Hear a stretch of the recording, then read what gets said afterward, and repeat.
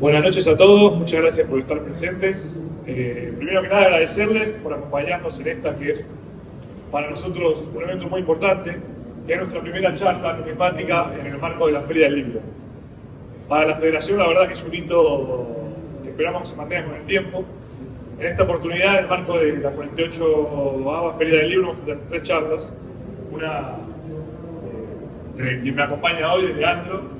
Mañana va a haber una segunda charla y el miércoles vamos a tener una tercera charla. Esperamos contar con la presencia de todos. Me toca presentar a un amigo que, además de ser un excelente numismático y una excelente persona, es especialista en moneda antigua, es miembro de Adventus, es además también un excelente oftalmólogo y por sobre todas las cosas una gran persona. Así que no le robo más tiempo, se lo paso ya a él todo. Bueno, muchísimas gracias, Ari. Supongo que se escucha, por favor díganme si es así. Bueno, gente, bienvenidos.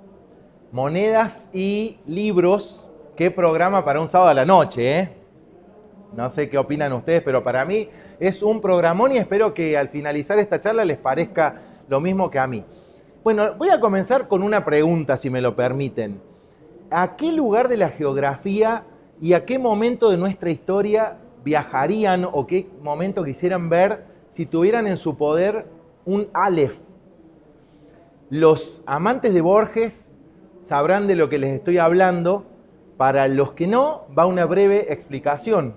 Un Aleph, según Jorge Luis Borges nos narra en uno de sus relatos, que justamente se llama El Aleph, es en principio un objeto que se puede poseer. Es una especie de esfera de 2 o 3 centímetros de diámetro que emite un brillo iridiscente casi insoportable y que tiene como característica que es un punto en el espacio que contiene a todos los demás puntos en el espacio.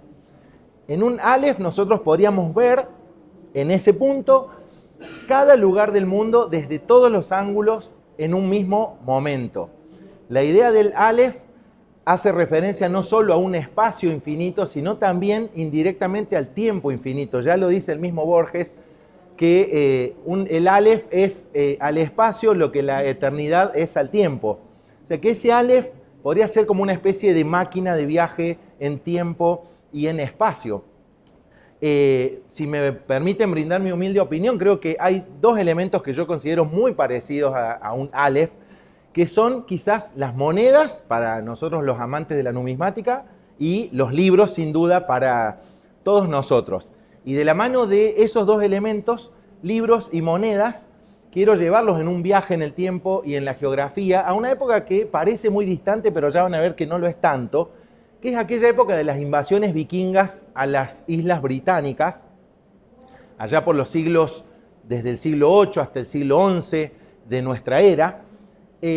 ¿Por qué hablar de vikingos? Bueno, la verdad que los vikingos desde su aparición, digamos así, en los anales de la historia, han generado emociones siempre fuertes, desde el pasado en que generaban temor, terror, hasta el presente en que quizás generan más admiración, cariño a veces, gente que quiere ser vikingo, que se hace tests de ADN buscando cuánto de vikingo tiene en sus células. Basta con encender la televisión o ir al cine, vamos a ver numerosas series, películas sobre vikingos, publicaciones editoriales, acá en la misma Feria del Libro, desde novela, libro de historia, hasta historietas que tratan sobre los vikingos, de manera tal que la popularidad de los vikingos es indiscutible en el mundo moderno. ¿Por qué? No lo sé. Pienso que la mayoría de nosotros quizás se identifica con valores que atribuimos a los vikingos, como pueden ser el valor, el coraje, la libertad, alguna dosis de individualismo, esa capacidad de hacer lo que uno quiere sin importar lo que el otro desea, valores que pueden ser positivos o negativos y que sin duda son parte del mitos del vikingo y que formaron parte de la capacidad que tuvieron ellos para moldear el mundo con el que entraron en contacto allá por estos siglos del 8 al 11, como les digo, en lo que llamamos la era vikinga. Los vikingos no emitieron literatura, eran un pueblo esencialmente oral.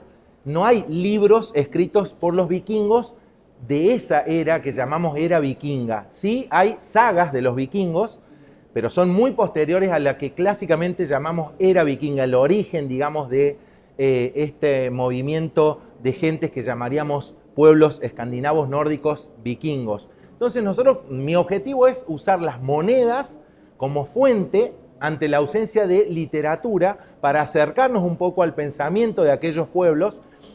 Bueno, y justamente las monedas vikingas se originan en nada más y nada menos que en las Islas Británicas. De ahí esta conjunción que nos lleva a brindar esta charla, de ahí la importancia de monedas británicas emitidas por los vikingos.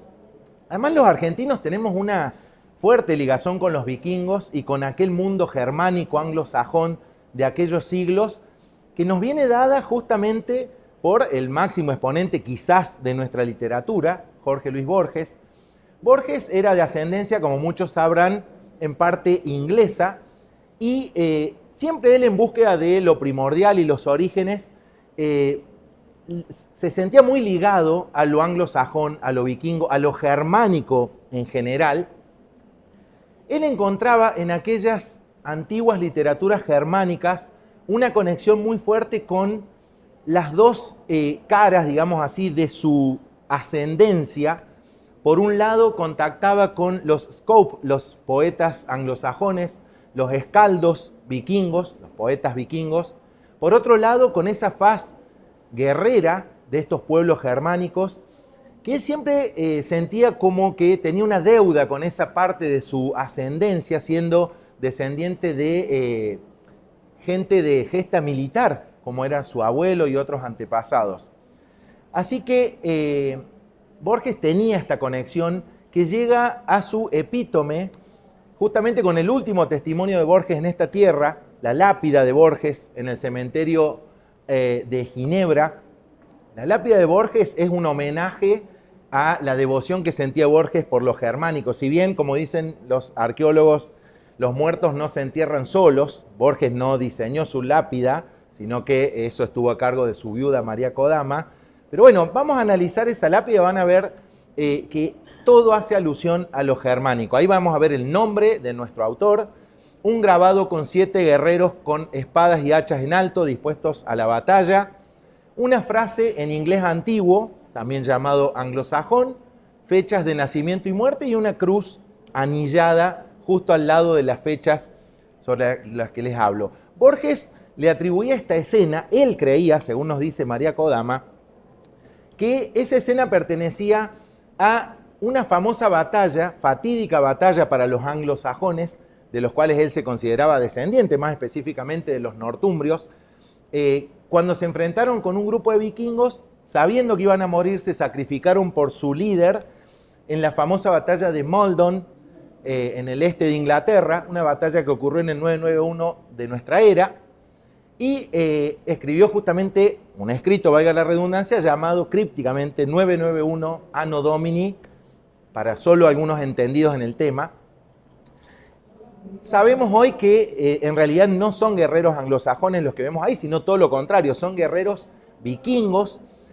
Ese grabado proviene de una lápida del priorato de Lindisfarne, que fue un monasterio en el este y norte de Inglaterra, que fue el primer punto de choque de los vikingos, que da el puntapié inicial a la era vikinga en el 793 de nuestra era, en el monasterio de Lindisfarne, el famoso ataque de Lindisfarne. Eso es lo que tiene Borges en su lápida.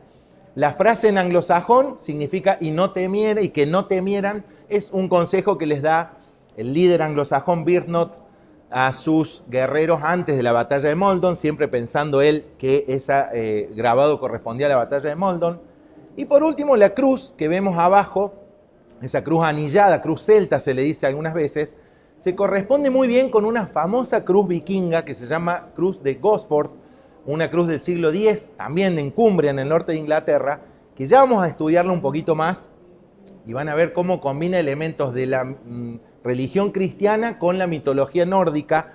Representa una especie de dualismo religioso que también caracteriza a Borges en muchos de sus escritos, como ustedes sabrán. De manera tal que, como vemos, estamos mucho más ligados al mundo germánico de lo que creíamos a través de nuestro autor número uno, quizás nombrado como el más británico de los autores latinoamericanos, Jorge Luis Borges. El reverso de la lápida no hace más que repetir motivos germánicos, un dracar vikingo y una frase en nórdico antiguo, sacada de la saga Volsunga, una de las sagas primigenias de toda la producción de sagas germánicas vikingas.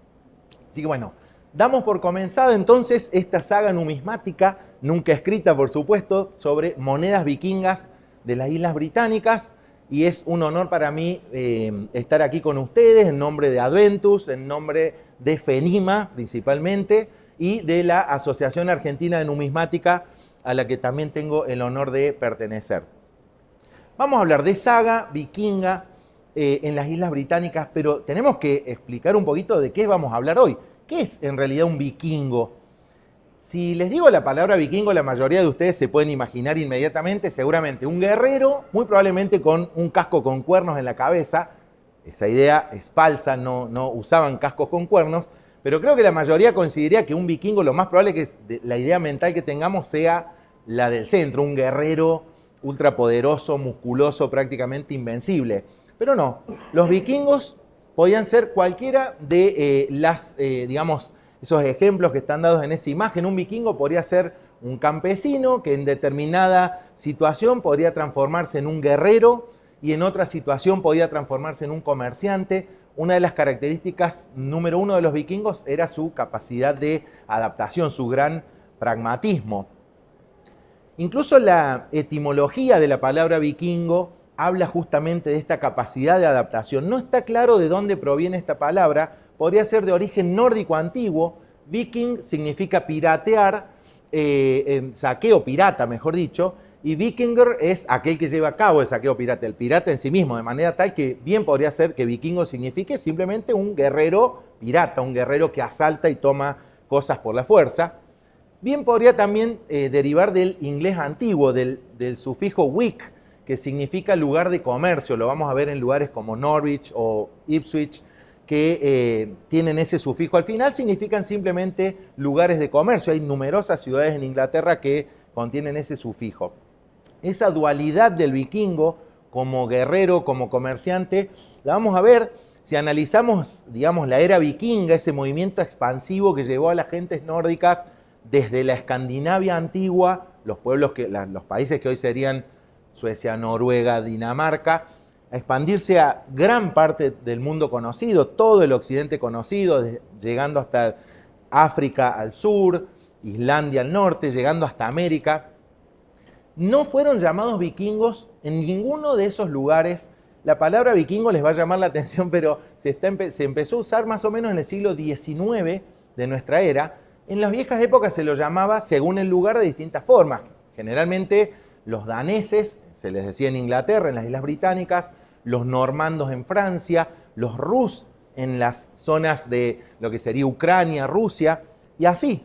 En ningún lugar se les denominaba vikingos porque eran percibidos de distinta manera en cada uno de los lugares en los que tomaban contacto. En algunos lugares se comportaban como guerreros y en otros lugares se comportaban más bien como comerciantes. Podían adaptarse a las circunstancias según el equilibrio de fuerzas que encontraran. Si podían atacar y tomar territorio, iban a ser guerreros. Si no era conveniente, cuando se enfrentaban con grandes ejércitos como el bizantino, los ejércitos islámicos, se transformaban quizás en comerciantes, cuando no lo hacían como también, digamos, ejércitos pagos por estos reinos, digamos así, por estos imperios. A veces es más fácil definir lo que es un vikingo sabiendo lo que no es, desde el punto de vista de los pueblos con los que contactaron en la antigüedad. Los vikingos, en primer lugar, no eran gente local, no eran gente de los reinos de la Europa occidental que formaban parte, digamos, del mundo civilizado. No son locales, no eran civilizados, no había ciudades, no había una organización como la que tenían los reinos occidentales, y principalmente no son cristianos. Los vikingos son adoradores, digamos, practicantes de la religión nórdica, donde se adoraban los dioses como Odín, Thor, Freyr y demás. no eran cristianos. A veces eran simplemente llamados los paganos, y con eso se le daba nombre a los vikingos.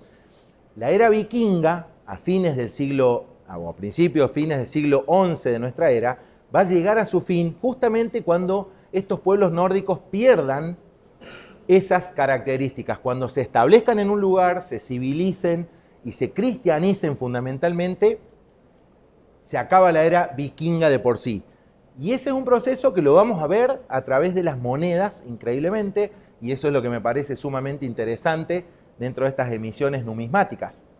Una saga es una obra literaria escrita en prosa, en nórdico antiguo, en la que se relatan las idas y venidas de distintos protagonistas, que pueden ser guerreros, pueden ser familias enteras de origen nórdico, santos y demás.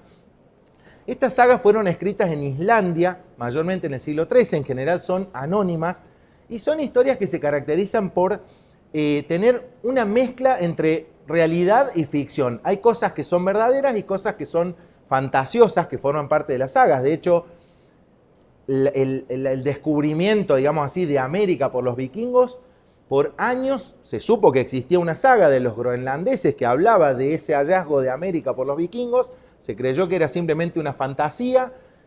En los años 60 del siglo pasado, increíblemente, se descubrió el establecimiento, el asentamiento vikingo de Anson Meadows en Canadá, y hoy por hoy sabemos que los vikingos son los descubridores o los redescubridores de América siglos antes que Colón, siglo XI aproximadamente. Las Islas Británicas son casi siempre figuran en algunas sagas, la saga de Ragnar Lodbrok, las sagas de los Jomsvikings, de los Jomsvikingos, nombran de soslayo a las Islas Británicas, nunca son protagónicas, pero fíjense lo que leemos en esta saga, la de Gunnlaug, Lengua de Serpiente. En aquellos días se habla de que Britania, las Islas Británicas, se hablaba la misma lengua que en los países nórdicos. Nos está diciendo que aparentemente Inglaterra y las Islas Británicas eran simplemente una parte de la antigua Escandinavia, era una parte más de aquellos reinos. ¿Era así realmente? ¿Britania era parte del mundo nórdico? Si estudiamos las eras clásicas de la historia británica en un libro de texto sencillo, digamos así, no vemos una era vikinga, vemos un largo paleolítico seguido de un neolítico, el ingreso de la cultura celta, su reemplazo, invasión por los romanos, la retirada de los romanos de las Islas Británicas, la llegada de los anglosajones de la mano de Hengist y Horsa en el 449 de nuestra era. Finalmente, en el 1066, los anglosajones son borrados culturalmente e Inglaterra cambia para siempre.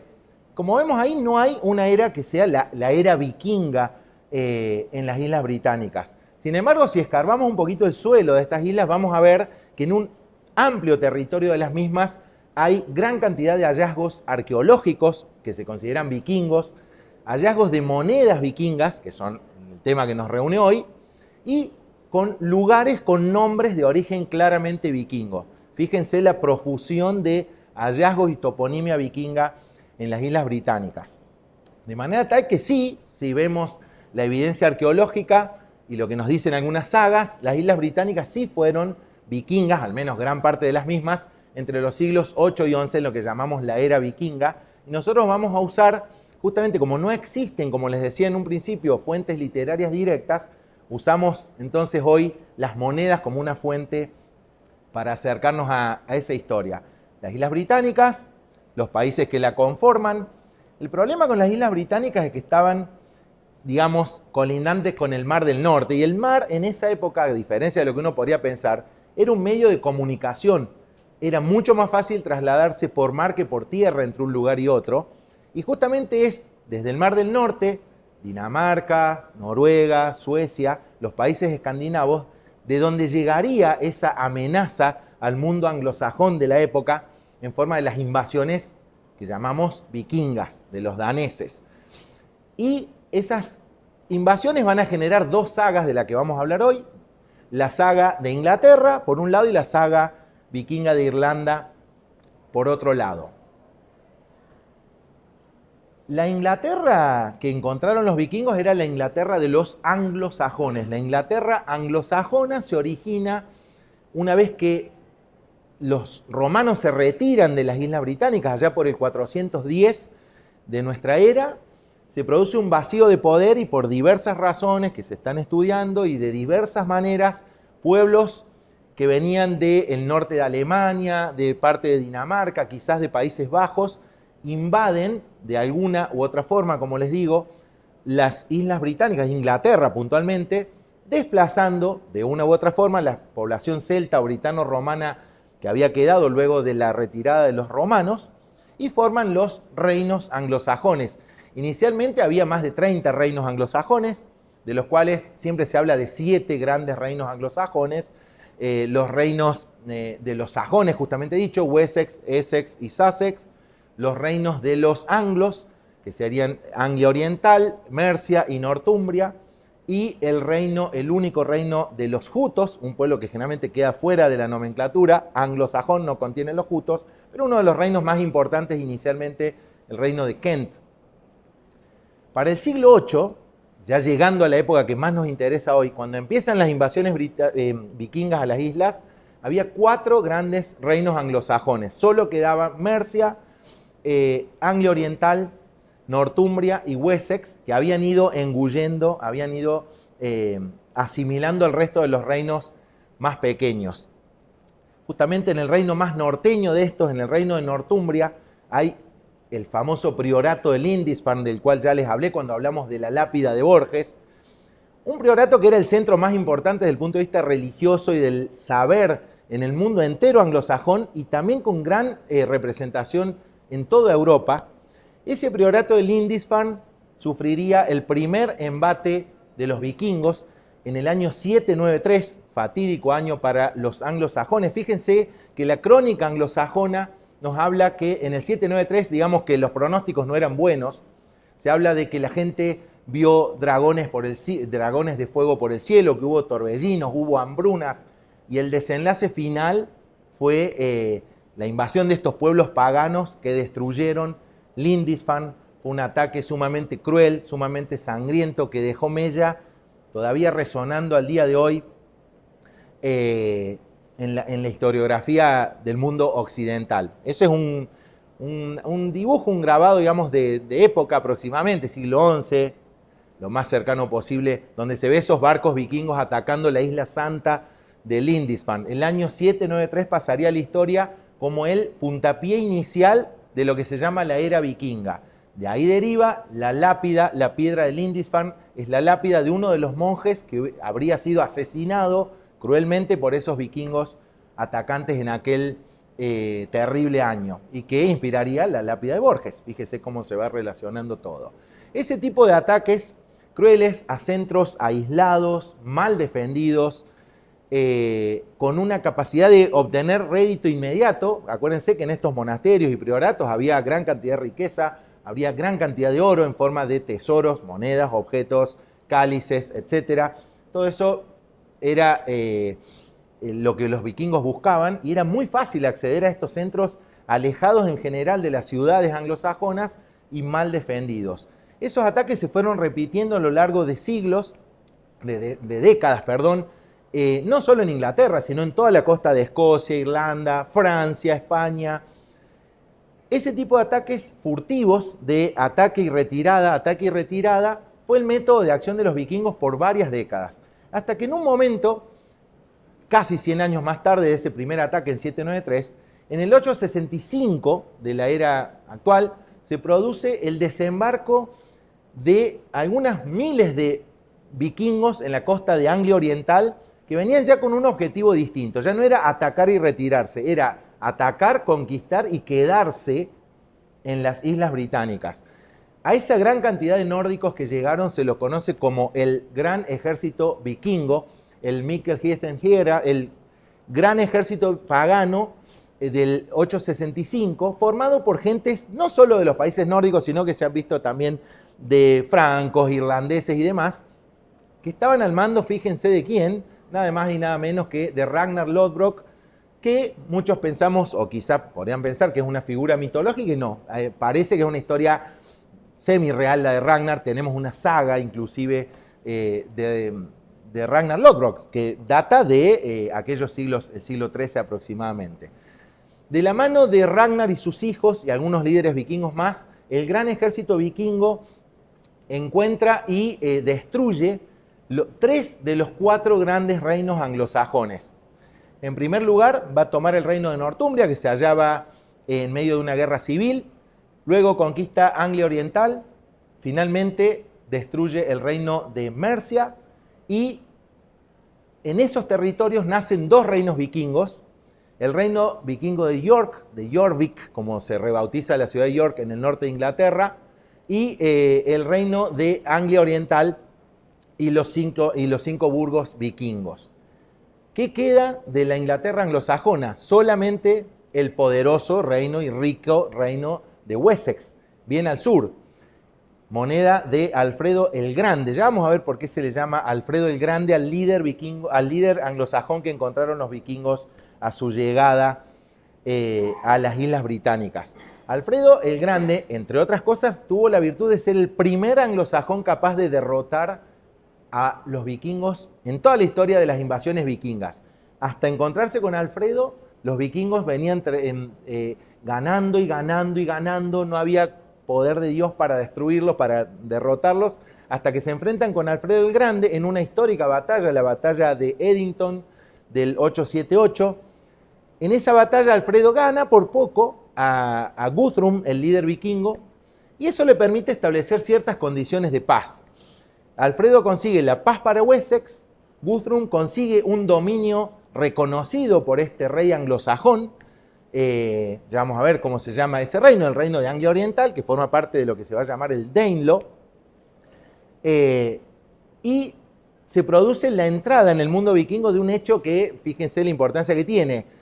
Para poder reconocer el reino de Guthrum, Alfredo exige que Guthrum y varios líderes de su banda se bauticen, se transformen, se conviertan al cristianismo. Así que Guthrum consigue un reino, pero también consigue o lleva consigo la semilla de algo que después va a tener enorme repercusión, que es la cristianización de todos los pueblos escandinavos, hecho que va a cambiar la historia de la humanidad. Dijimos que se forma un nuevo territorio en Inglaterra, una línea imaginaria que va desde Londres al sur hasta Chester, más o menos al norte, hacia arriba y hacia el este, el Danelaw. El Danelaw, Danelagen, es la tierra inglesa donde rige la ley de los daneses, de los vikingos, en contraposición con la tierra donde rige la ley de los sajones, la ley sajona. Fíjense cómo el territorio del Danelaw coincide perfectamente con lo que vimos antes de los hallazgos numismáticos de monedas vikingas. Hablamos de 2 reinos principalmente, que son los que van a emitir moneda, y ya vamos a ver a continuación. Me adelanto un poquito, ese Danelaw no va a durar mucho, más o menos desde la época del Tratado de Edington hasta el 954, 960, los reinos vikingos son totalmente destruidos.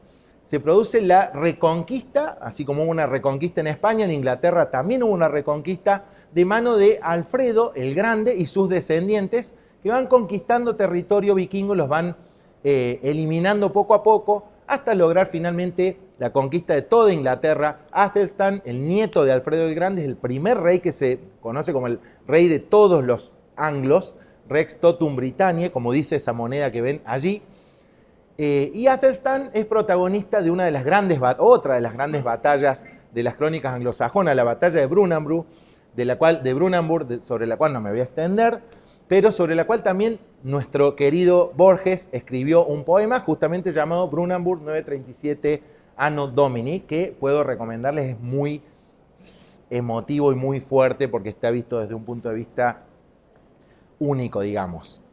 Hasta acá hemos visto la historia vikingo, que significa sagas, la saga vikinga, cuál es la importancia de estudiar esto, cómo se fueron desarrollando estos reinos vikingos a costa de los reinos anglosajones.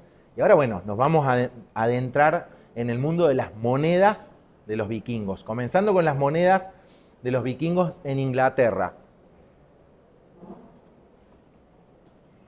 Cuando llegaron los vikingos a Inglaterra, por supuesto que los anglosajones tenían una fortísima tradición monetaria, Había siglos de acuñaciones en Inglaterra, ya comenzadas por los pueblos celtas, continuadas por los romanos, tomadas por los anglosajones.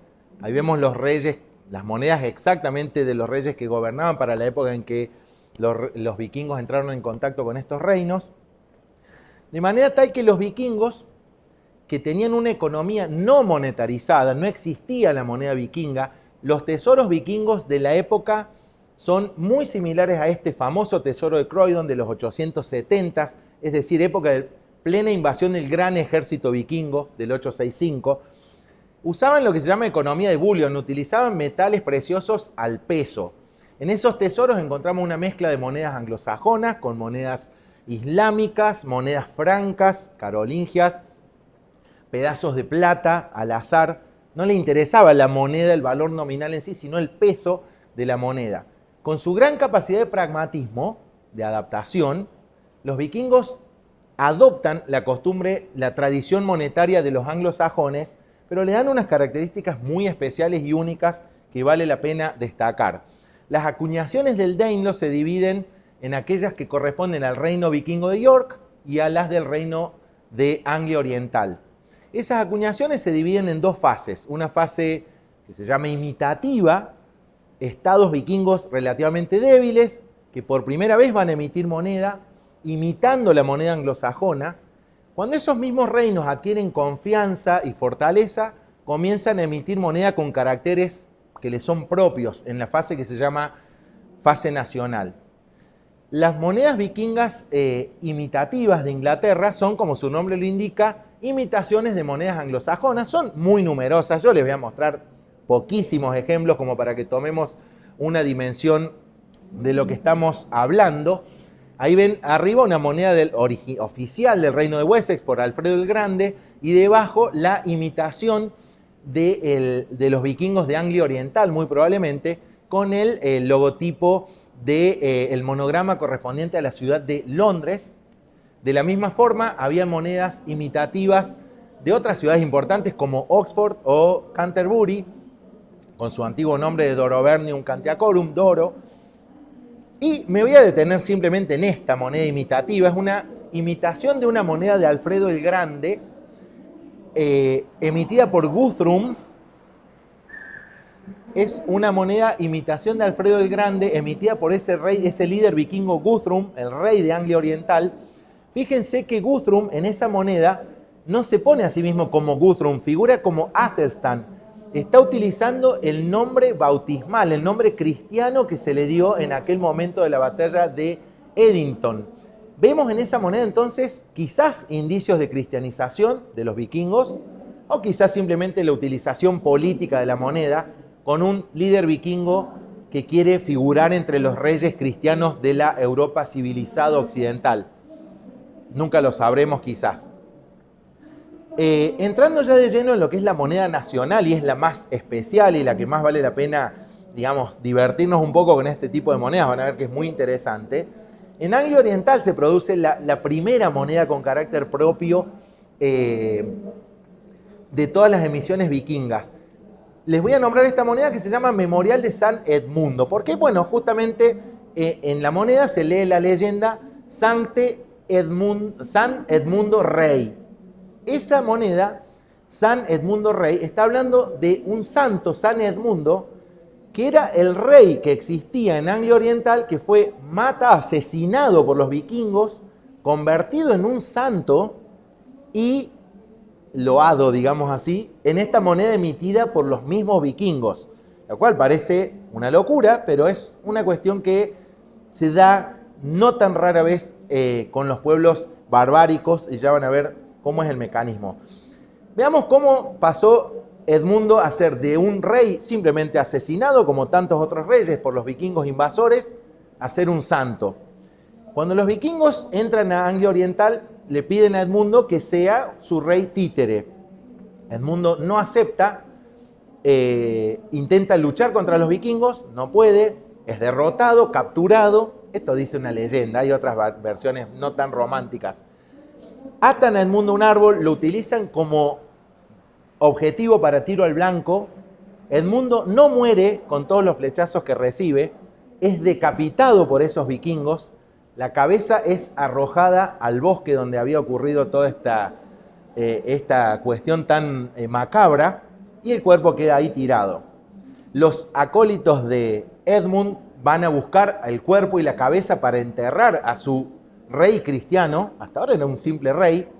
Encuentran el cuerpo, pero no encuentran la cabeza. Buscando y buscando por todo el bosque, en un momento se dan, y acá viene la parte religiosa, se dan con un lobo que tenía en su boca la cabeza de Edmundo, que no solo era increíble que no se lo hubiera comido ni destruido, sino que la cabeza hablaba y dijo justamente, hiere, hiere, hiere, en anglosajón, aquí, aquí, aquí. Le dijo a sus seguidores dónde estaba él mismo. Consiguieron la cabeza, se la llevaron a un lugar a enterrar, la unieron con el cuerpo se unió con la cabeza mágicamente, llamémosle así, y ahí comenzó el culto de Edmundo como santo. Fue el primer santo patrono rey de Inglaterra, antes de que se instalara San Jorge como el santo patrono de los ingleses. San Edmundo supuestamente se halla enterrado justamente en Bury St. Edmund, una ciudad que está al noreste de Londres. De manera tal que esa es la historia de cómo uno podría transformarse en santo en la Inglaterra medieval. Tenías que pasar por un tremendo martirio. Las acuñaciones del reino de York, el reino del norte, lo que antes era Northumbria, ahora la Northumbria vikinga, no se quedan cortas en cuanto a la originalidad de los diseños y los llamativos que son. Esta serie de acuñaciones corresponden a un rey llamado Knut. No es Knut el Grande, que sería de unos 2 siglos más tarde, es un Canuto del cual no se sabe mucho, pero tiene monedas muy interesantes. Fíjense, bueno, en toda figura, para empezar, una cruz en una moneda vikinga, los vikingos nórdicos, escandinavos, Odín, Thor, culto a la guerra, cruces en monedas vikingas. Claro, mensaje cristiano. Era una señal de cristianización, era una movida política. Se considera que la iglesia de York tuvo mucho que ver en la influencia para estas emisiones. Fíjense los mensajes que portan algunas de esas monedas. Dominus Deus Rex, el Señor es rey, claramente cristiano. Mirabilia fecit, Él ha hecho maravillas. Mensajes con fuertísimo contenido religioso que bien podría servir para posicionar a estos reyes también como reyes respetables en el mundo cristiano occidental. Interesantísima moneda de otro de los reyes ya invasores desde Irlanda, venían invadiendo reyes que tomaban el reino de York. En este caso, un rey llamado Sitrick emite esta moneda que se llama Memorial de San Pedro. Fue emitida aparentemente en la Catedral de San Pedro, la Catedral de York. York Minster es San Pedro en realidad. La leyenda, que está muy degenerada en esa moneda, diría Sancti Petri, con una espada, San Pedro con una espada guerrera, y en el reverso un martillo de Thor. El martillo de Thor, por supuesto, símbolo de la religión nórdica por excelencia. Son numerosísimos los ejemplos de martillos de Thor que se han encontrado en suelo inglés, que eran portados por los vikingos de diversas maneras, como aros, como colgantes, en tumbas, etc. De manera tal que, de nuevo, un mensaje dual, nórdico, cristiano. Estamos aquí frente a vestigios de una religión híbrida. Se ha llegado a pensar que estas monedas podrían ser el vestigio de una especie de religión híbrida. Nórdicos que tomaron el cristianismo pero que lo adaptaron a sus creencias. La cruz de Gosford, de la cual hablamos cuando hablamos de la tumba de Borges, es una cruz muy interesante que está en un cementerio vikingo en Cumbria, en el norte de Inglaterra, como les decía antes, que entre sus grabados tiene alusiones al cristianismo, como Jesús crucificado, pero también tiene escenas de la mitología de las sagas nórdicas, de manera tal que es una cruz dual. Justamente hablábamos de que Borges, que siempre se lo consideró como relativamente dual en cuanto a sus creencias religiosas, quizás por eso figura esa cruz dual en su tumba, en su lápida, mejor dicho. Acercándonos al final de las emisiones vikingas de Inglaterra, fíjense esa moneda. Si quieren tener una moneda vikinga por excelencia, es esta, la moneda del cuervo. El cuervo es el símbolo que más hace referencia en forma más directa a Odín. Odín siempre se mostraba acompañado en la mitología de dos cuervos, Hugin y Munin, que son el pensamiento y la mente, el pensamiento sí, y la mente y la memoria, perdón. Y ese cuervo se halla en el estandarte vikingo, que se narra que era el estandarte que llevaban todos los líderes vikingos cuando invadían los distintos territorios. O sea que es una moneda directamente con la bandera vikinga en sí. Pero, ¿esto sería un mensaje vikingo 100%? Fíjense que hay un santo anglosajón, San Osvaldo, uno de los primeros reyes santos de los anglosajones, un rey de Northumbria que logró unificar los dos reinos que originalmente formaban a Northumbria, Deira y Bernicia, que fue asesinado por los paganos del entonces reino de Mercia, que era pagano para la época. San Osvaldo también tiene como animal simbólico el cuervo, o sea que el cuervo podría hacer alusión también a un santo anglosajón. Quizás estas monedas tenían un mensaje a las dos audiencias, a los dos grupos que formaban parte de los súbditos de estos reinos vikingos, ¿no? Los anglosajones que quedaban y los nórdicos. Otra moneda dual, una moneda con el estandarte vikingo en un lado y en el anverso una estructura, un símbolo que se llama triquetra. Ese símbolo que adquiere diversas formas, que siempre está formado por tres elementos enlazados entre sí de distintas maneras, es un símbolo muy antiguo que se lo encuentra en la mitología celta, en la mitología vikinga nórdica y también en el cristianismo. Esa es una piedra vikinga de plena época de la era vikinga, rúnica en Suecia. Fíjense que hay una triquetra allí, la moneda con la triquetra, y también la triquetra a veces se ha utilizado con el simbolismo de la Santísima Trinidad, de manera tal que podríamos pensar también que quizás tenga un doble simbolismo.